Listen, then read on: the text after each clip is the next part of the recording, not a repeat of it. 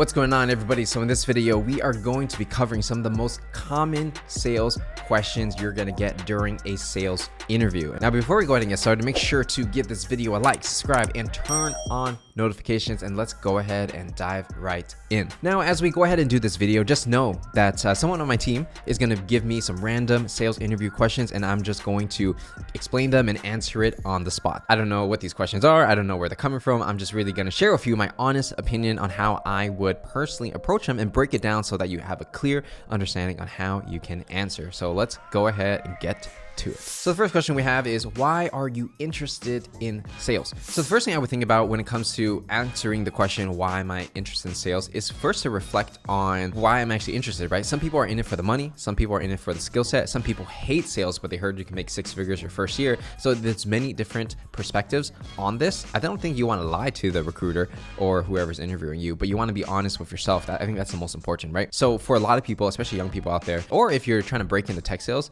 a lot of times the main thing you want to do is you want to make a high income. You want to learn skill sets that are valuable in the world. You want to work with smart people, and you want to work at a company that's really great. So those are reasons enough to actually get recruited into many different companies, because this is probably true for most people, right? And so when somebody asks you that, I think just think about what you find truthful and share that, right? And so for me, when I was younger and I was a salesperson, I said number one, for me, it was actually education, right? I was after the skill set of learning how to sell, because I realized that no matter what I do in my life, whether I start my own business, work at a company, become an executive at a company, whatever the case is, the ability to sell is very, very important. Executives sell all the time, whether externally or within their team. Recruiting people is a form of sales, and really it's just communicating with another human being and convincing them to take an action that is somewhat beneficial to you. That's pretty much what sales is in a certain way, right? So I felt like if I learned that skill set, I would be kind of set for the rest of my life. And so that's how I answered that question personally when I was, younger, just graduating from college. And, my reasons for being in sales is the exact same, right? And I was right where,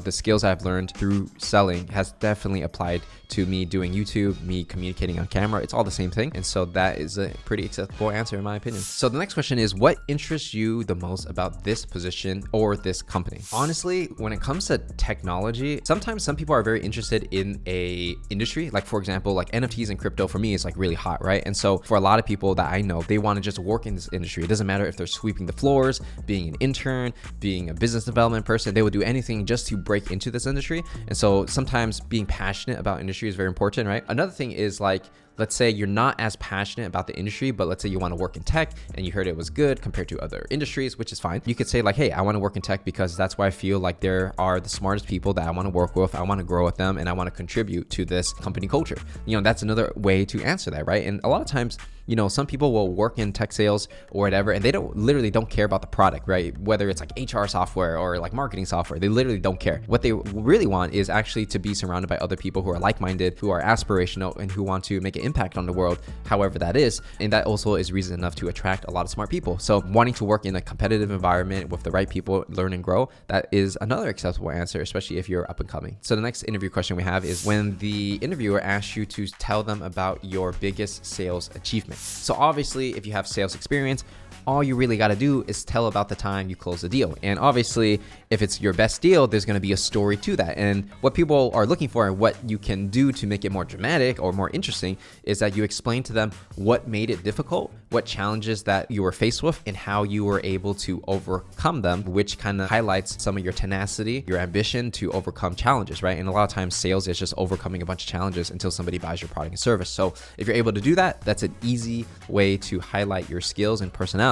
Now, if you do not have that much sales experience and you want to tell a really great story, you just got to think of a time in your life where you have to persuade or convince, speak in public, right? Because these are all similar skill sets to sales, and people will recognize that, oh, like if you're really good at public speaking and you convinced everybody to donate money to this cause, well, that is a form of sales, right? So anything where you are convincing people to do something, use those stories. So the next question is, if a client is not satisfied with the services that you have offered them and they want a refund or a discount, what do you do in that scenario, right? So that's assuming you're a salesperson and you already sold the product and service. Well, I think first of all, you got to look at the guarantees, right? So if you sold them something where you guaranteed a certain result or their money back, obviously you got to give them money back, right? Because ultimately that's not up to the salesperson, that's up to the company's policies. And if they're selling a bad product, then they're selling a bad product, then they deserve a refund, right? Now, if the customer got a good service or a good product, but then they want a discount later on or something like that, and they're just making up reasons, I think the best thing to do is really just to clearly outline like, hey, these are the things that we promised you.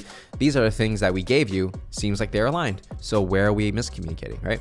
And so in that situation, the person that bought your thing, they have to tell you exactly what's missing. And if it's truly missing, then you can talk about like what that compensation can be. But if nothing is missing, then they have nothing to say, right? They have no leverage. And so I think being fair is the best way to do it, and being fair while making the other person feel comfortable with your decision, because a lot of times, you know, people are emotional, they're angry, they want this, they want that, but you got to see eye to eye, have that empathy, and first emotionally connect with them before you logically explain to them. Next question we have is, are you comfortable making cold calls? Now, this might seem like a silly question, but it's not, because a lot of people, when they do cold calling, they quit. Like most people probably quit their cold calling job because they don't like it, it's hard, this and that, a lot of excuses. So obviously, if you're doing a cold calling job or trying to get that job, you have to say you are comfortable making cold calls, right? Because that's part of the game. If you don't have that much experience, it's okay to tell the person you don't have that much experience, but just know that you should communicate that you're willing to learn on the job and you're willing to do what it takes to make it happen, right? So I think just having the tenacity to do cold calls is important in general, and you just can't escape it. Otherwise, you probably shouldn't be in sales. The next question we have is, how do you build rapport with your customers or potential customers?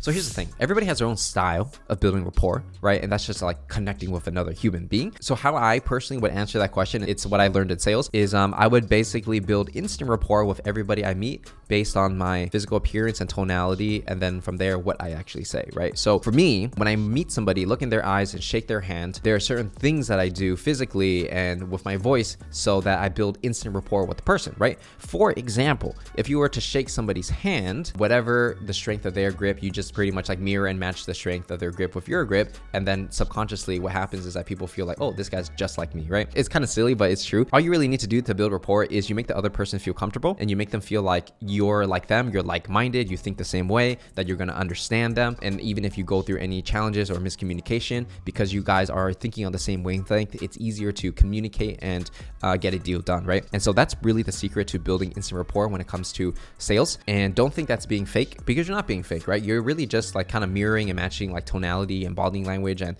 things like that to make them feel comfortable in order to have that communication, right? And of course, in sales, the better you communicate, the better you are to selling. Nothing about being fake, it's just mirroring and matching. So if a interviewer says, which skills do you possess that make you particularly good at sales? Here's how I would answer. I would probably say, or most people will probably say like, oh, I'm good at talking, right? I've always talked and went on stage and this and that. That's probably what most people say. But I think the most valuable skill is actually listening, because in sales, it's not about who's going up and doing a show. It's similar skill set, but it's not the same. In actually B2B sales behind closed doors with, you know, an executive and things like that, you're not like doing a show. You're actually just listening to the other person to understand what they want and to see whether or not you can solve their problems. If you can solve their problems and they trust you and you can do it for a fair price, then they're going to buy your product and service, right? But some people, they talk too much and they don't listen, and then they think they are good at selling, but really they're just talking over the customer. But listening is the most valuable skill when it comes to sales, 100%. So the final interview question you might get is, what's your greatest weakness, right? It's so funny. Some people say like, oh, my greatest weakness is that I work too hard, but that's probably not what you should say, because it's too generic and it's like overdone. I feel like your weaknesses, you should actually be honest about what your weakness is, but the caveat, or to make it sound good, is you put in things that say or indicate that you're actually trying to improve on that weakness, right? So for example, let's say you have a bad habit of forgetting to follow up, right? Because you're not organized. And so you're like, okay, it's because I'm not organized. What I've done is I create an Excel sheet, and then like at the end of the day, I'm forced to do this at every single end of the day, so that no matter how much I don't like it, I do it. So that's a really good way to answer that question, because it shows your weakness, it shows that you're honest, but it also shows that you're ready to take the initiative to, you know, cover up or improve that weakness and compensate for it in a way that may be painful for you, but actually helps you grow as an overall person, right? So whatever your weakness is, don't just say your weaknesses and like leave it at that. Show your weaknesses and then show what you're doing to actively make it better. And that shows a lot of character, and that will improve the odds that someone will hire you. So with that said, that is everything we got to cover when it comes to the top interview tips. If you enjoyed this video, make sure to give it a like, subscribe, turn on notifications, and let me know in the comments which one was your favorite tip, and I will see you guys in the next one.